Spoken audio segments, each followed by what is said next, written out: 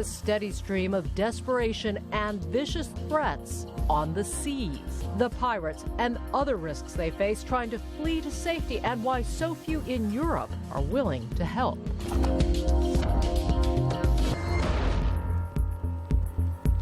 Thanks for joining us. I'm Joey Chen. It is the image that's launched a sudden burst of compassion and frustration over the long simmering refugee crisis overtaking Europe.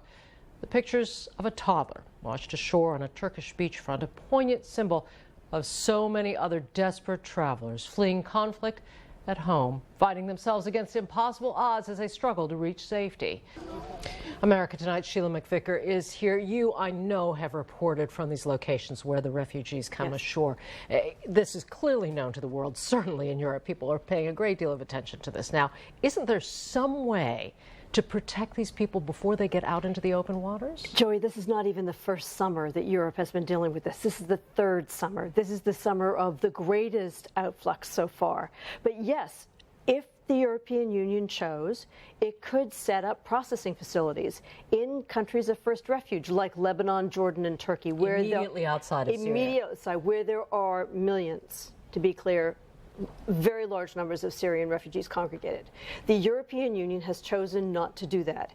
And so the game, literally the game, is you get to Europe and then you can make an asylum claim. Because of the circumstances in Syria, that asylum claim will be granted. Wait, you have to put your feet on soil in Europe and then make the asylum claim. Why is that?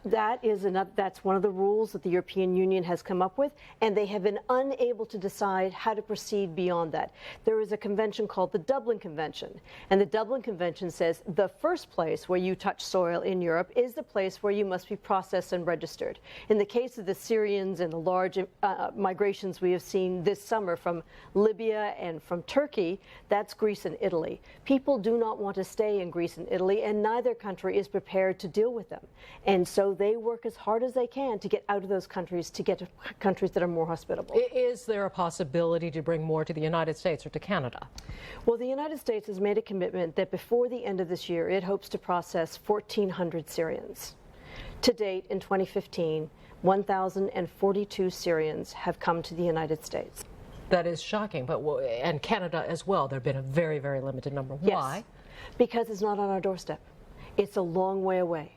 The United States says, yes, we will take this very limited number of people for permanent resettlement, but in order to be eligible to come to the United States for permanent resettlement, you first must be approved by UNHCR, the United Nations Refugee Agency, and then you must go through an extensive series of background and security checks. And you can understand why that is. You need to know who people are. You need to make sure that these are not people who have been fighting with ISIS or who side with Al-Qaeda.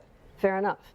But the process is extremely slow. As a matter of fact, in 2015, the U.S. has settled 10,000 refugees from Iraq, and that war ended. From Iraq, and that war ended a long time ago. But it shows you how long the process can take. And very difficult. In the meantime, these people continue to suffer. America Tonight's Sheila MacVicar.